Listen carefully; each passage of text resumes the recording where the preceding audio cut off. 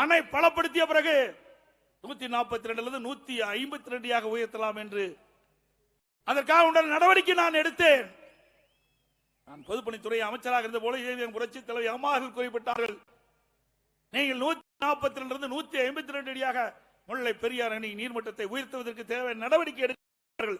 அம்மாவுடைய ஆணையை ஏற்று அம்மாவுடைய அரசு, அம்மா மறைந்த பிறகு துரதிருஷ்டவசமாக அம்மா மறைந்தார்கள். ஆனா அம்மா உத்தரவை அதிமுக அரசு செயல்படுத்துகின்ற விதமாக அங்கே அந்த அணையினுடைய நீர்மட்டத்தை உயர்த்துவதற்கு உச்சநீதிமன்றம் அறிவித்தபடி அங்க இருக்கின்ற பாதுகாப்பு குழு ஒன்று அமைக்கப்பட்டது. அணையினுடைய உறுதித்தன்மை எப்படி இருக்கணும் என்பதற்கு ஆராய்வதற்காக குழு அமைக்கப்பட்டது. அதனுடைய ஆலோசனைப்படி அதிமுக அரசாங்கம் அங்கே டெண்டர் விடப்பட்டு பணியெல்லாம் துவக்கினோம். பல்வேறு காரணத்தினால் தடைப்பட்டது. பிறகு வந்த அரசு கிடப்பிலே போடப்பட்டு விட்டது. இன்று வரை இந்த திட்டம் முழுமையாக பெறவில்லை. அனைத்து இந்திய அண்ணா திராவிட முன்னேற்ற கழக அரசு இருந்திருந்தால் 142 152 அடி உயர்த்தப்பட்டிருக்கின்றோம். முல்லை பெரியார் அணை என்பது 5 மாவட்ட மக்களுடைய ஜீவாதாரம். முல்லை பெரியார் அணை நம்பித்தான் 5 மாவட்ட மக்கள் இன்றைக்கு பிழைத்துக் கொண்டிருக்கின்றார்கள். வேளாண் பணியாக இருந்தாலும் சரி, வேளாண் தொழிலாளர் இருந்தாலும் சரி, இந்த அணையினுடைய நீரை நம்பித்தான் விவசாயிகளும் தொழிலாளிகளும் நம்பிக்கொண்டிருக்கிறார்கள். ஆகவே மீண்டும் அனைத்து இந்திய அண்ணா திராவிட முன்னேற்ற கழக அரசு உங்களால் தேர்ந்தெடுக்கப்படும். அணையினுடைய நீர்மட்டம் உயர்த்துவதற்குண்டான நடவடிக்கை எடுக்கப்படும். அதே போல இந்த அணையை கட்டிய அந்த மாமனிதருக்கு இதயம் புரட்சி தலைவி அம்மா இருக்கின்ற பொழுது அவருக்கு பெண்ணி குயிக் அவர்களுக்கு நினைவு மண்டபம் எழுப்பியதும் அதிமுக அரசாங்கம் தான், மறந்துடாதீங்க. எல்லாமே தேசிய தலைவர்கள், நாட்டுக்காக உழைத்தவர்கள். அவர்களை பெருமைப்படுத்துவதற்கு அனைத்து தலைவர்களுக்கும், பெரும்பாலான தலைவர்களுக்கு நினைவு மண்டபம் அரசு விழாவாக எடுத்த ஒரே அரசாங்கம் அனைத்து இந்திய அண்ணா திராவிட முன்னேற்ற கழக அரசாங்கம்.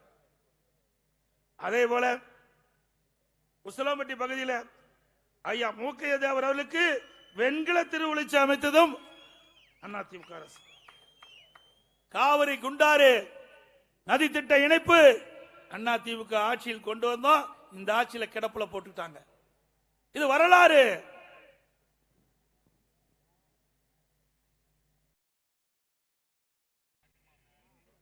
இன்றைக்கு திரு ஸ்டாலின் அவ்வப்போது பேசிக் கொண்டிருக்கிறார். ஆட்சிக்கு வந்த பிறகு திராவிட மாடல் அரசு, திராவிட மாடல் அரசு, திராவிட மாடல் அரசு இல்ல, ஸ்டாலின் மாடல் அரசு. ஸ்டாலின் மாடல் அரசை நாம் உற்று நோக்கி பாருங்க. இந்த ஆட்சி வந்து ஒரே வருடத்தில் நான் எச்சரிக்கை விடுத்தேன். தொலைக்காட்சியின் வாயிலாக, பத்திரிகையின் வாயிலாக, சட்டமன்றத்திலும் அறிக்கையின் வாயிலாக வெளிப்படுத்தினேன்.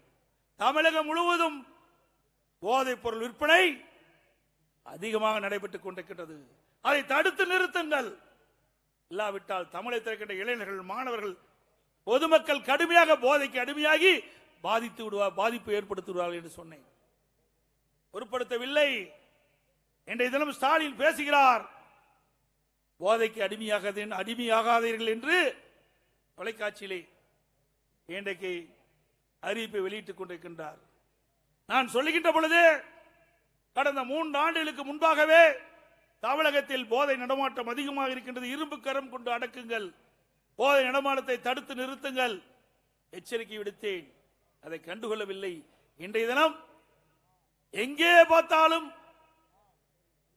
போதைக்கு அடிமையாகி, கஞ்சாவுக்கு அடிமையாகி பல்வேறு குற்ற நிகழ்வுகள் நடந்து கொண்டிருக்கின்றன. கொலை, கொள்ளை, திருட்டு, வழிப்பறிவு, பாலியல் வன்கொடுமை, இதெல்லாம் கஞ்சா போதை ஆசாமியால் நடைபெற்றுக் கொண்டிருக்கிறது. கொலை நடக்காத நாளே இல்ல. பாலியல் வன்கொடுமை தொடர்கதையாகிறது. நம்முடைய தொலைக்காட்சி திறந்தாலும் சரி, பத்திரிகை புரட்டினாலும் சரி, அதில் வருவதெல்லாம் நெஞ்சை பதற செய்கிறது. எங்கே பார்த்தாலும் பாலியல் வன்கொடுமை, சிறுமி முதல் மூதாட்டி வரை பாலியல் வன்கொடுமை. பள்ளியிலே படிக்கின்ற சிறுமிகளுக்கு பாதுகாப்பு இல்ல. ஒரு சில ஆசிரியர்கள் செய்கின்ற தவறு ஒட்டுமொத்த ஆசிரியர்களுடைய நன்மதிப்பையும் இன்றைக்கு குறைக்கின்ற ஒரு சூழ்நிலை ஏற்பட்டுகின்றது. அதே பெற்றெடுத்த குழந்தைகளை பள்ளிக்கு அனுப்புகின்ற பொழுது அச்சத்தோடு அனுப்புகின்றார்கள் பெற்றோர்கள். பள்ளியிலே படிக்கின்ற சிறுமிகளுக்கு பாலியல் தொந்தரவு கொடுத்தால் அந்த குழந்தை எப்படி கதறும் என்பதை எண்ணி பார்க்க வேண்டும். அதையெல்லாம் பொருட்படுத்தவில்லை இந்த ஸ்டாலின் அவர்கள். இப்ப அப்பா அப்பா என்று சொல்லிக் கொண்டிருக்கின்றார். இன்றைக்கு சிறுமிகள் பாலியல் வன்கொடுமைக்கு ஆளாகின்ற பொழுது அப்பா அப்பா என்று கதறுகின்ற பொழுது இந்த அப்பா ஸ்டாலின் எங்கே போனார்? சிந்திச்சு பாருங்க. கொடுமை நடந்து கொண்டிருக்கின்றது.